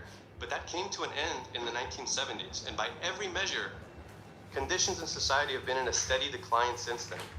Sometimes they talk about this like neoliberalism, like it's a set of anti-worker policies. It's not a policy decision. It's the return of capitalism to its normal course after an abnormal period that basically saw this exceptional anomaly, this upswing of capitalism. But if we analyze what's happened over the past 50 years, what we're talking about is, again, the return to this course of the historic impasse of capitalism that has no solution. I talked about Lenin's imperialism and talking about the monopolization, the concentration of capital. This has reached levels that would have been unimaginable in Lenin's time. The revenue of the Fortune 500 companies in the US represents 70% of GDP, a record $16.1 trillion. The top 4 banks have 68% of total banking assets in this country. The top 8 banks have $11.5 trillion in assets. That's half of the country's GDP. 80% of mobile telecommunications is in the hands of just 3 companies. Just 3 companies controlled 95% of credit cards. 4 companies controlled 89% of baby formula. We saw what that led to not too long ago. 4 companies control 85% of corn seed. 4 companies control 85% of the steer slaughtered in the US, 66% of pork, half the chicken. This is every industry. 3, 4, 5 companies control every corner of every basic industry. That is what the economy has become. And it's not just concentration of capital that's the problem. It's not that it makes it harder to compete for other capitalists to get into the market. That's not, it's the basic forward mechanism of the productive forces. It's no longer moving forward. That is the problem. Marx explained that one of the fundamental contradictions of capitalism is the inability to escape increasingly disastrous crises of overproduction. And it's a contradiction that stems from the fact that workers produce everything in society, the goods and services that are sold on the market. The value that workers receive back in the form of wages is just a fraction of the value that they're producing. And so the difference is surplus value. And that's the profit of the capitalist. So far, so good for the capitalist. But there's a problem, because it means that the working class as a whole can never buy back the full value of what they're collectively producing. And it means that inevitably the market reaches a point where more is being produced than what the capitalists can actually sell for a profit. It starts to end up sitting on the shelves. And when they reach that point, they're starting to lose money. They have to respond. They lay off their part of their workforce. They scale back production. But in turn, you have more workers laid off, also spending less. That reduces consumption further. More products are unsold. More capitalists curb production and lay off their workers. You have this downward spiral. That is the basic fundamental source of recurring slumps. There's no way of escaping that under capitalism. Marx explained, he talks about this in the manifesto, that the conditions of bourgeois society are too narrow to comprise the wealth created by them. And how does the bourgeoisie get over these crises? By paving the way for more extensive, more destructive crises, and by diminishing the means whereby the crises are prevented. So one of these methods that they've used, and they've used it systematically at an unprecedented scale, is the massive expansion of debt and credit to try and artificially expand the limits of the market. And this is something they've done ever since the end of the boom. The US was the world's largest creditor in the post-war boom, and now it's the world's largest debtor, surpassing, it's reached a public debt of $30 trillion, surpassing the combined debt of the next 3 top indebted countries combined. In the 1970s, debt was just represented just a third of GDP. It's nearly 130% of GDP today. And it's not just the public debt, it's not just the government debt that they've used, it's the massive expansion of credit. It's debt at all levels, households, corporations. The total market credit was 1.5 trillion in the early 1970s. By 2008, it grew to over $50 trillion. That's part of what created that degree of instability, that degree of devastation in the 2008 crisis, from 1.5 trillion to 50 trillion. Since then, it's grown to over $91 trillion today. That's the degree of attempting to artificially expand the natural limits of the system. So, this basic feature of capitalism at earlier phases, the basic progressive feature, was that the companies would take a portion of their profits and invest it back into production. That drive, that was the good thing about capitalism. And that's basically come to a halt. It's come to a complete stop over the last half century because of this chronic state of overcapacity. If the market can't absorb the products, there's no real drive to actually become more productive. And so, as a result, industry across the board has been utilizing less than 80% of industrial capacity for most of the past 2 decades. By contrast, in the 60s and 70s, they would frequently get above 85%, sometimes 90%. In the last 2 crises, it's actually fallen below 65%. That means somewhere between 20-35% of industry is always just sitting there idle. It's not being used. And from a business perspective, the capitalists would say, well, why should we invest in expanding production or improving productivity when we're already more productive than we need to be? We have more productive capacity than the market can actually even make use of, and that is a fact. As a result, the level of investment in production, it's been steadily declining since the 1970s. Since the end of the post-war boom, we've had 6 recessions. Each time the capitalists have cut back their spending that they're investing on production, and it's never once gone to pre-recession levels afterwards. They cut it, they cut it, they cut it, and that's what's been happening for the past 50 years. At the height of the post-war boom, productivity was growing over the course of a decade, somewhere like 25-35% in 10 years. Industry would become more productive. In the decade after 2008, it grew grew by just 8.7%, less than a third of that rate. In the last few years, productivity growth has slowed to almost nothing. Economists are starting to talk about a global productivity slump. And in the last 2 quarters in the U.S., productivity actually suffered its worst contraction since records began in 1947. That's the last 2 quarters of 2022. We're not talking about the pandemic in 2020. That's where the U.S. economy is at today. So instead of taking a portion of their wealth and reinvesting it into something that's beneficial for the rest of society, what are the capitalists doing with their record profits? Well, for the past few decades, there's been a huge accumulation of corporate cash, hoarding, speculation. It's sitting there. It's not really being used for anything. For example, in the year 2000, corporations had $1.6 trillion in cash on hand. By the beginning of 2020, that was up to $4 trillion. Today, 2 years later, it's gone from $4 trillion to $5.8 trillion. A mountain of cash that is just sitting in bank accounts. It's not being invested in any form. There's also the rising trend of stock buybacks. You have companies that will use their revenue to purchase their own stocks in order to just drive up the cost of shares and use it as a way of enriching their shareholders. So in the decade, here's one example. In the decade before 2020, the top 5 airlines, which control 80% of domestic flights, spent 96% of their free cash flow on stock buybacks, delivered huge payouts to their owners. American Airlines alone spent $15 billion in 6 years just on stock buybacks. And when the pandemic hit, they claimed bankruptcy and they said, we need a bailout for the survival of the industry. That was the words of CEO of American Airlines, who makes $12 million a year. He says, we need this to save the industry. And they received a $54 billion bailout after 96% of their free cash was used, billions upon billions, just to enrich their shareholders. This is what the impasse of capitalism represents. Instead of developing the productive forces, you have parasites, blatant parasitism, just taking as much wealth as possible and sucking it away from society and just accumulating it. The wealth, through these kinds of methods, the wealth of the top 1% increased by $6.5 trillion just last year.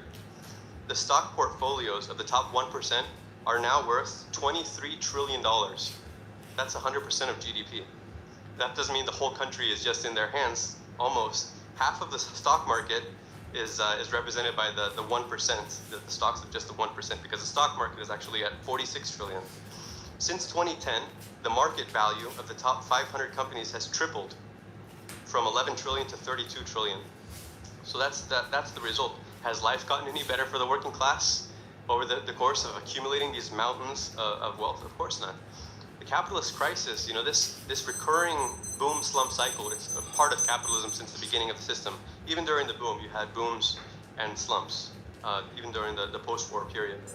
But when the system enters a terminal phase of decline, that's an organic crisis of capitalism. We're talking about something broader, because the booms are no longer developing life. It's no longer improving life. It's no longer perceived as a good time for the working class. And the slumps, they become increasingly catastrophic. They end up wiping out life savings, totally changing the course of lives for tens of millions of working class families. This is what we saw, for instance, in 2008, when 10 million people lost their homes, and around 9 million people lost their jobs, and many of them haven't come back.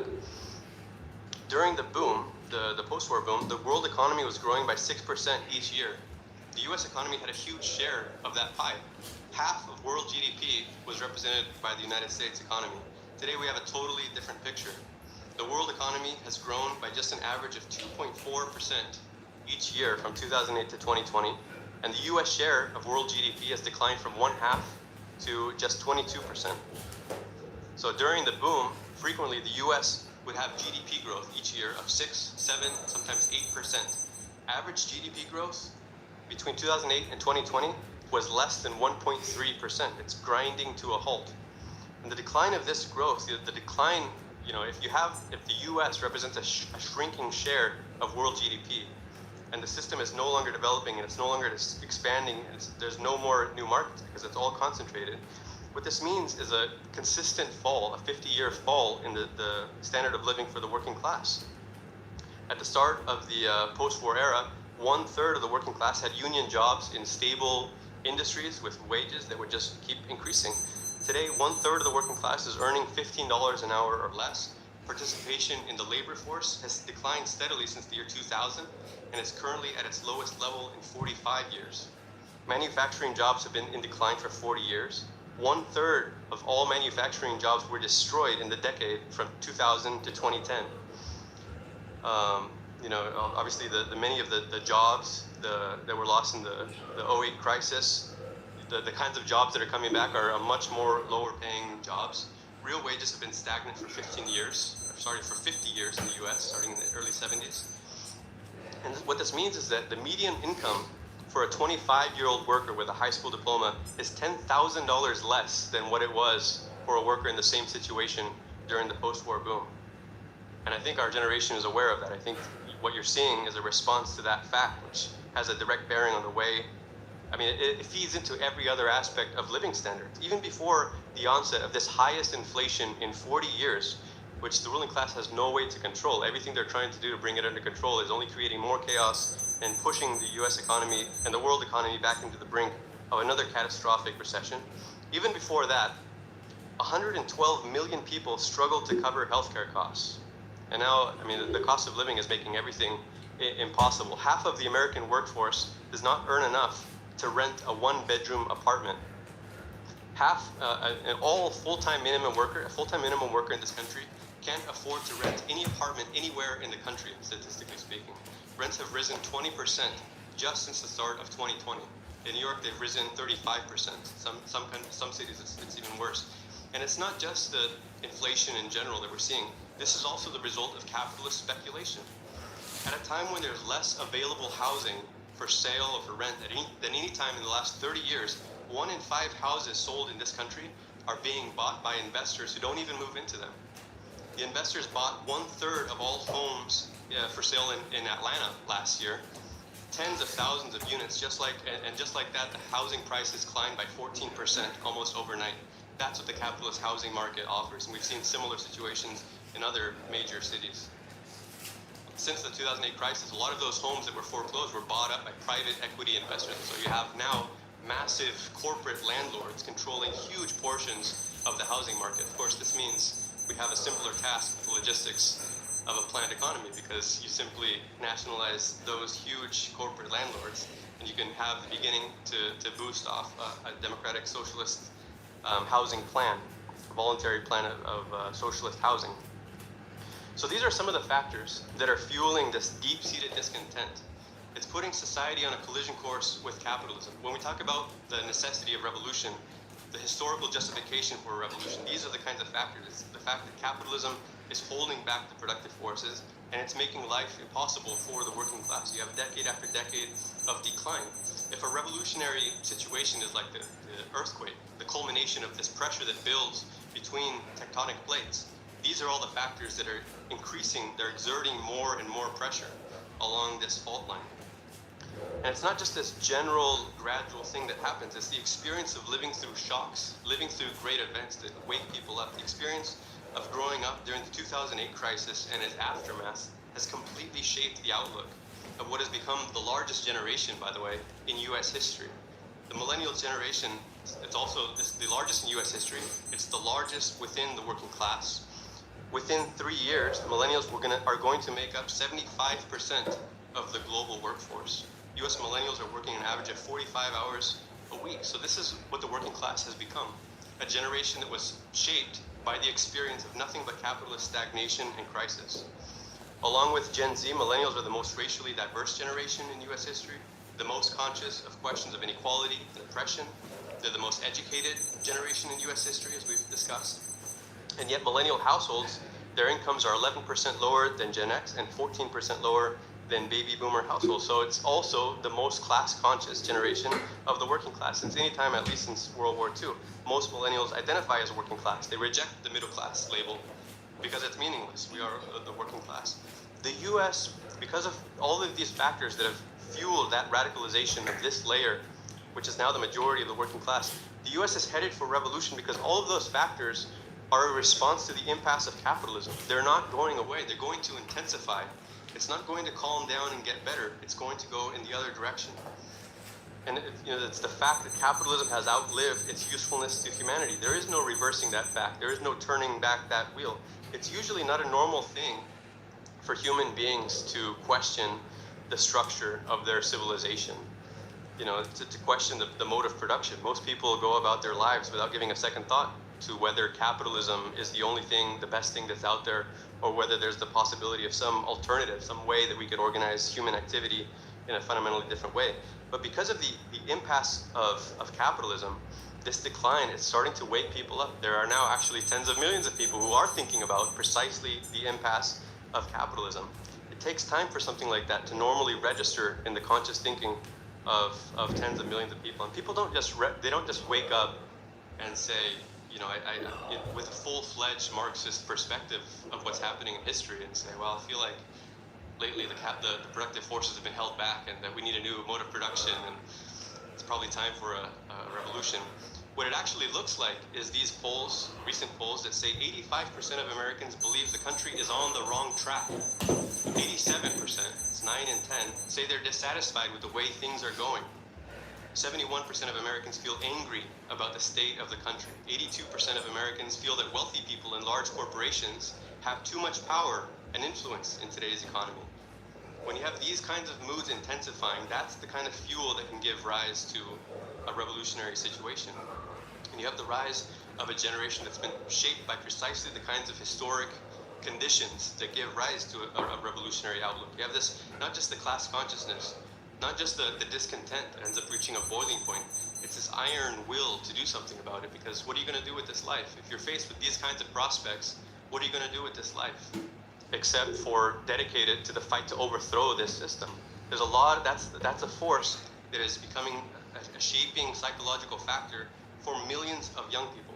And the liberals, you know, they can't understand this, and they complain that too many people are getting obsessed with the politics of grievance, and people are too negative, and they're too angry, and it's probably caused by social media.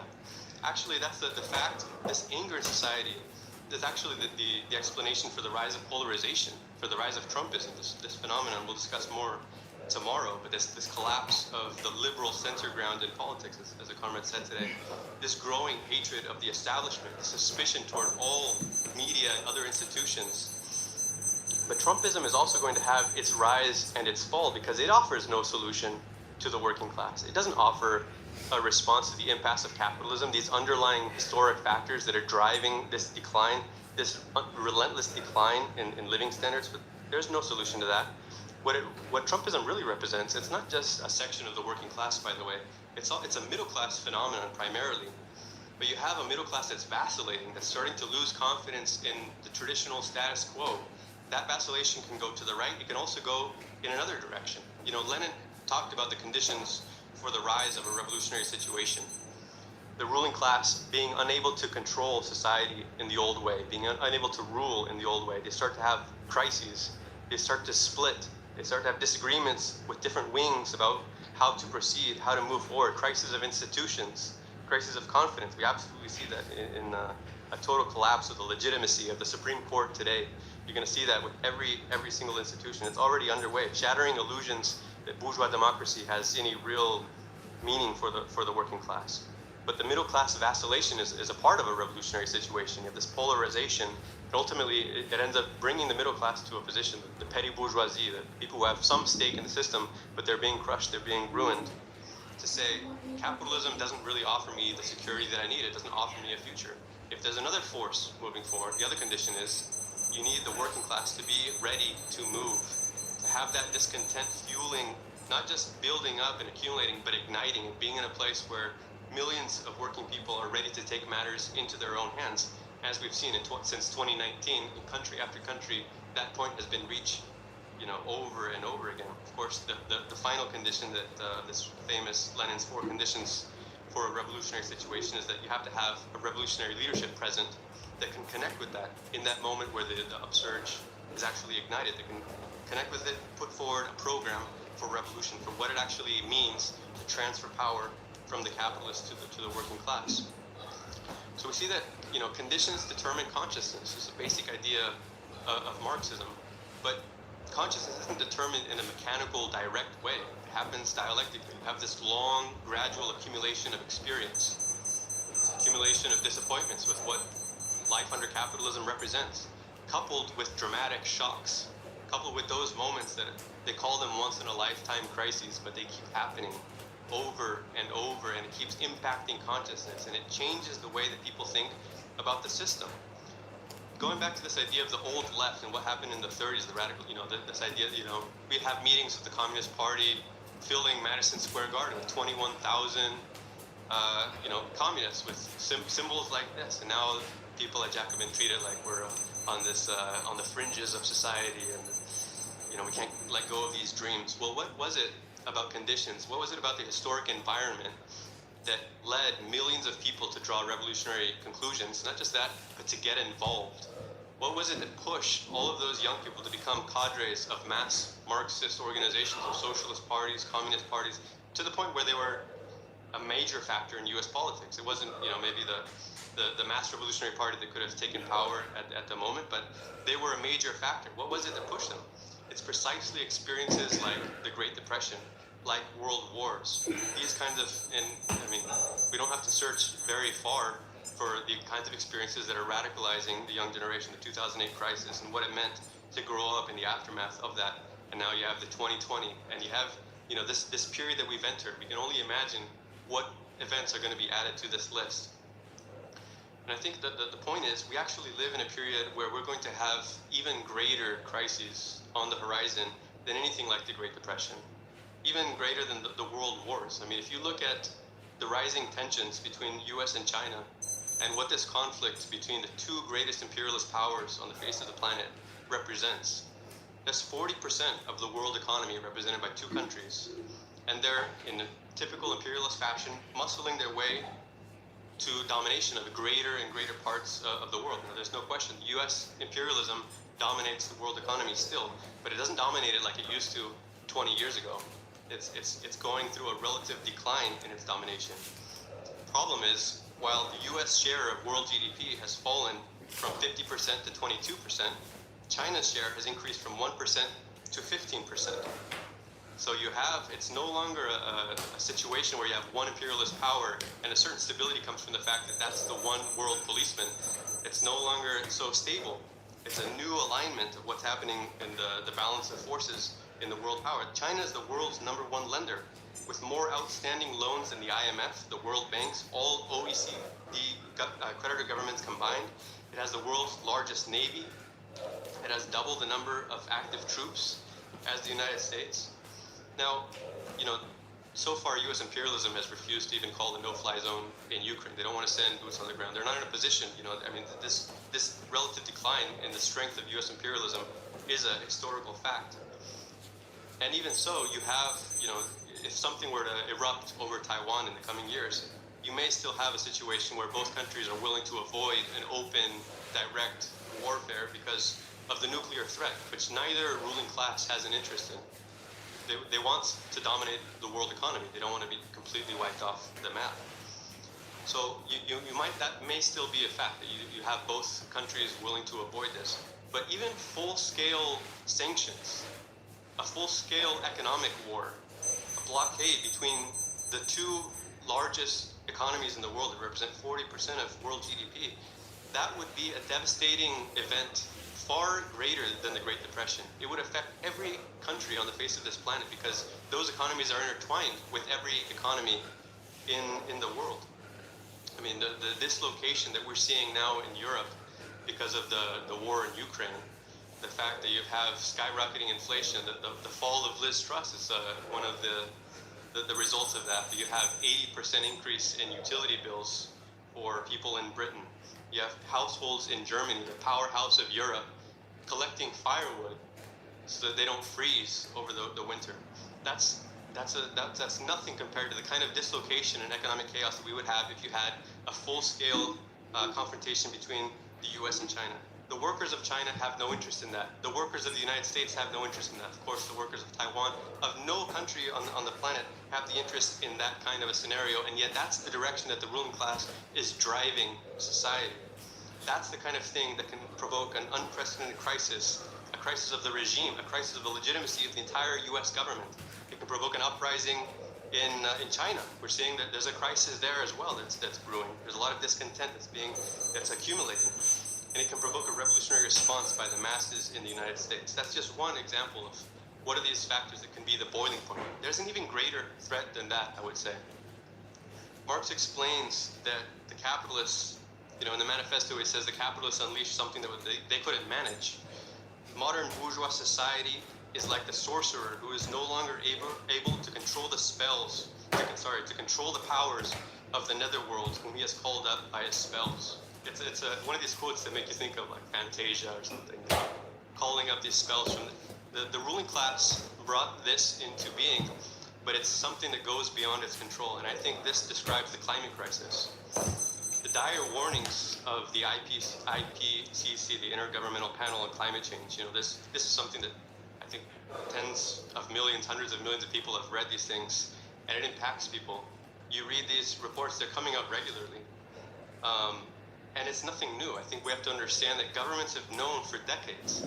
The fossil fuel industry knew full well what was happening. These warnings have been issued for 40 years. The IPCC was organized 40 years ago. Fossil fuels have been burning, of course, since the Industrial Revolution. But of all the atmospheric carbon that has been emitted since pre-industrial times, half of it was emitted in the last 30 years. The capitalists knew what they were doing.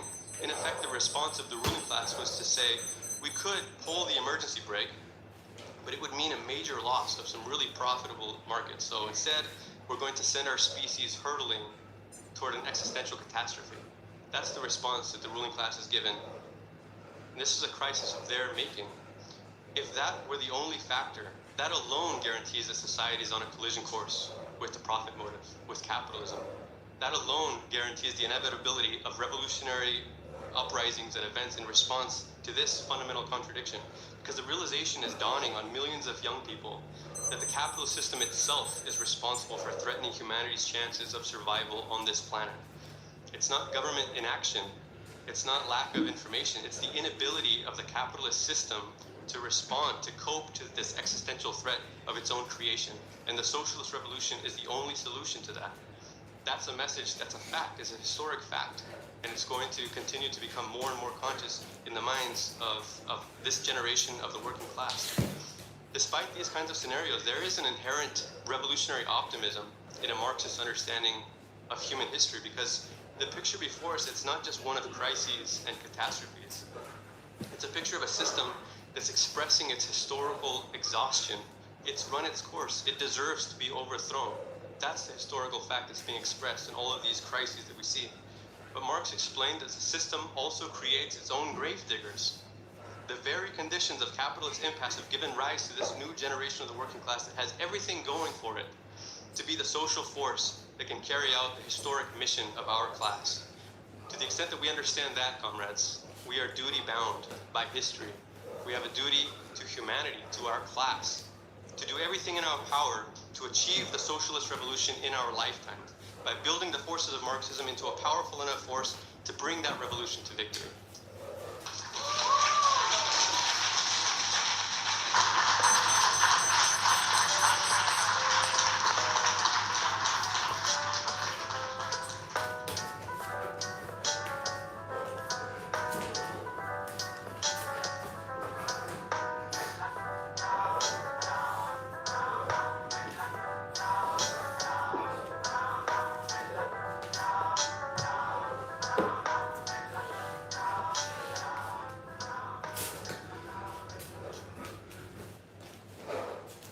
Welcome to Communists of America. This episode is a special episode because on June 10th, our comrade Milos will appear in court for a very unusual crime. The crime of discussing wages and working conditions with their own co-workers at the Minneapolis International Airport.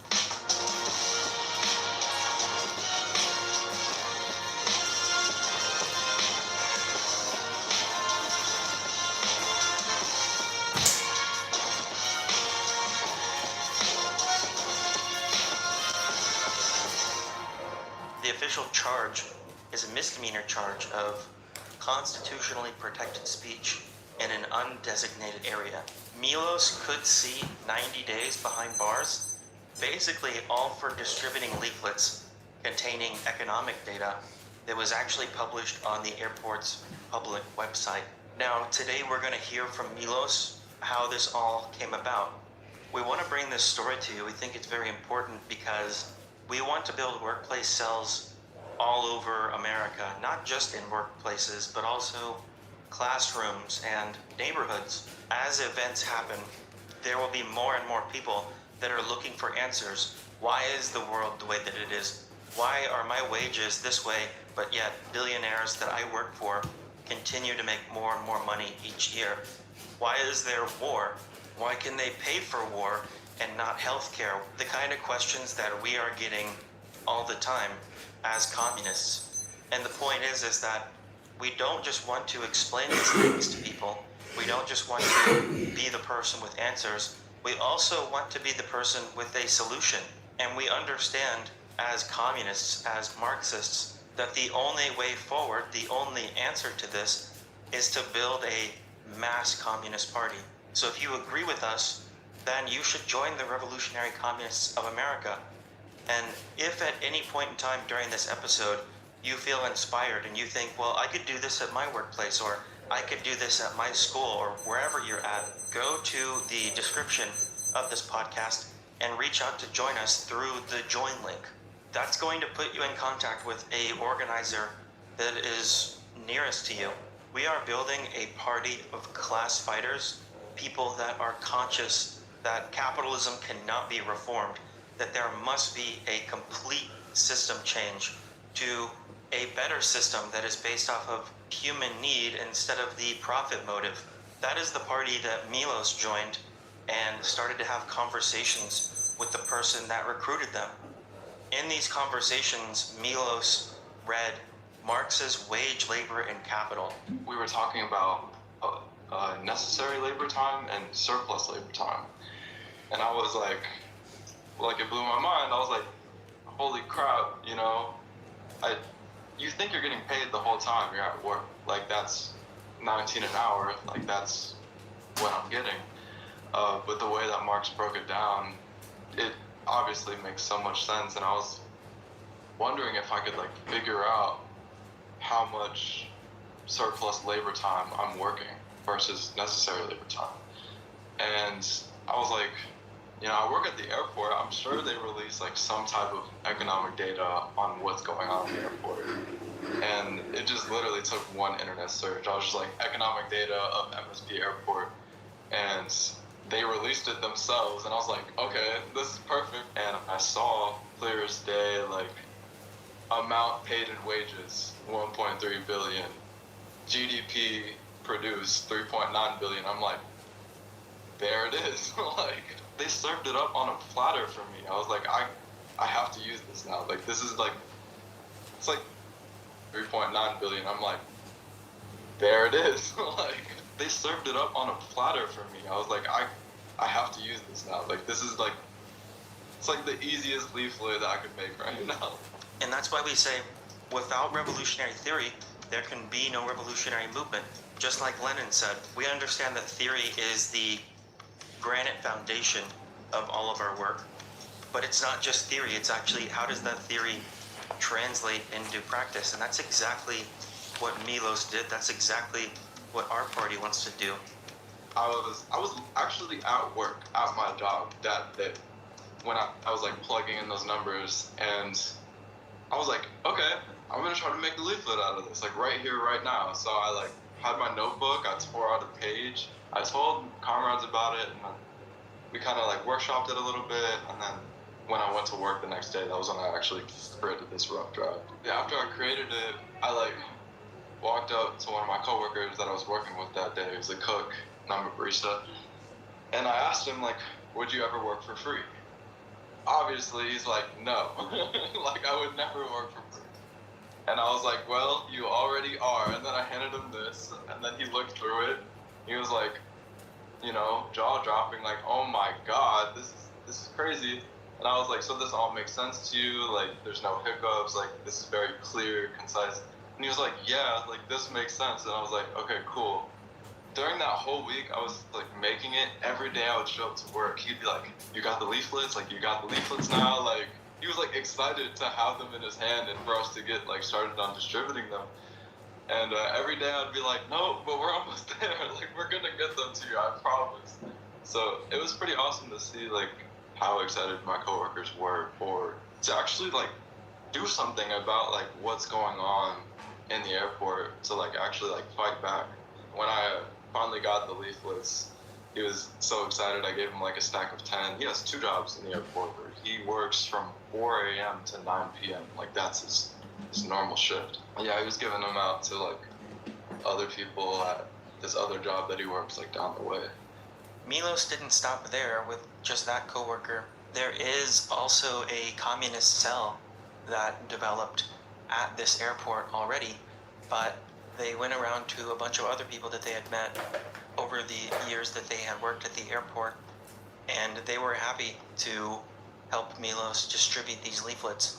It became so effective that Milos could not find a person that didn't see the leaflet or hadn't had one in their hands when Milos approached them. There were other times too when workers would get a leaflet and they didn't come from me or any of my distributors. Like the workers themselves were giving them to each other after I had given some out.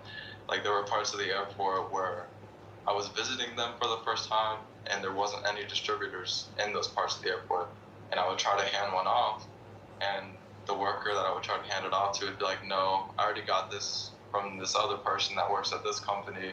I've already seen it. This is messed up stuff. Like, they were getting passed around on their own after a while. I had workers coming up to me, not even just from my store, but like, I would go out on my lunch breaks and like hand them out. I would be speed walking throughout the entire terminal, just like trying to get them as far and wide as possible. And I would have like workers coming from like multiple stores down back to my store and being like, what do we do about this? Sparking up political discussions and talking about how like they're thinking about joining the party, like stuff of that nature. The leaflets were being distributed all over the airport, from baristas, baggage handlers, cooks, and even managers. I was talking to my coworker about the leaflet when it happened, and I look in front of me, and my boss is standing there, and he's like, hey, I need to talk to you about this. And then he pulls the leaflet out of his pocket, and my heart immediately drops. I'm like, all right, I'm caught. I'm about to get fired. This is the end of me. And he says, this is a great idea. Like, I'm glad that you're doing this. I wish I had leaflets myself. And I was like, you want leaflets? He was like, yes. And I was like, okay, wait here. Then I went to the back of my restaurant, pulled out like a stack of like 10 leaflets out of my bag. And I was like, here. He was like, good, I'm gonna distribute these to the workers that, you know, are in my restaurant. And I was like, okay. And then he left, and I like talked to my coworker about it, like, oh my God, I thought I was about to get fired, but he wanted leaflets, like he thought they were awesome. And then like a few minutes later, I had to mop the floor to like close down my shop. And the mop isn't in the back of his restaurant. Like, the manager who just took the leaflets, it's in the back of his restaurant. So I went to the back of his restaurant to get the mop, and I just see him like distributing my leaflets, and like seeing all my coworkers like read the leaflets in the back of the counter, like, what the hell just happened? Like, I was shocked that like even like a manager who's getting paid $60,000-$70,000 a year, they don't consider themselves like middle class or like well off anymore, just because of how expensive everything is. Like, it's a leaflet like this is able to resonate with like large swaths of the working class now. What was the content of the leaflet? Why was it resonating so much with all of the workers in the airport? Milos just took the information that the airport had already released, like they mentioned, but gave the communist perspective on that. The average worker for the airport generates about $183,000 each year, but only earns about $61,000 in wages. That means that the workers there are receiving a third of the value generated by the labor. Basically, if you were to put that into working days of the year, they're working 260 days a year, and 173 of those days are essentially them working for free. Most of the time, when I handed someone a leaflet, they would look at the title and be like, "Oh my God!" Like they would be shocked that like they're getting a leaflet with like valuable information on it. Or sometimes people would be like, "Thank you," like a very sincere thank you, like look me in my eyes. Sometimes people would shake my hand after I given them a leaflet. They would say like, "I've been reading it on my lunch break, like over and over again, like just like looking at this stuff." And some workers even made the connection that like the person giving out the leaflet is part of the same group that's like postering Minneapolis, that's putting stickers all over Minneapolis. One of my coworkers came back and was like, "Are you part of the group that has Karl Marx on the stickers that says, 'Are you a communist?'" And I was like, "That's us." That is us. Like, it's pretty cool. There are many workers who do understand how much they are exploited. They do understand that the companies that they work for make billions while they live check to check. But there were some workers at the airport that didn't really know the extent of that, and it was only the leaflet that opened their eyes to these facts. There were some moments where it sparked like a genuine rage. Like there was one incident where me and one of my distributors were waiting for the train on the train platform, and we had already like been distributing the leaflets, and a worker couldn't help but overhear us, and he started chiming in like, "What are you guys talking about?" And then I was like, "Read this." Gave him the leaflet, and he was instantly enraged. He was like, "What the hell? Like, this is so like messed up." And I was like, "Do you want leaflets?" And he was like, "Yes." Like even just from like overhearing a conversation, we got another person to start distributing them.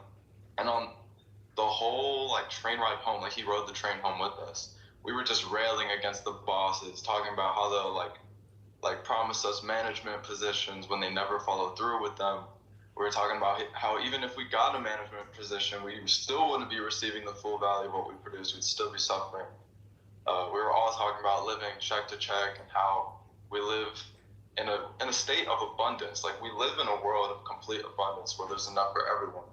Yet all of us are suffering, deciding like, if we should spend money on food or medicine or whatever it may be. And there was like other workers around us the whole time. They were chiming in saying like, "Yeah, that's right," or like they were like nodding their heads in approval. Like they took out their earbuds and like started listening to us. It like set off fires in people because I feel like every worker instinctively knows like you're not getting paid what you're worth.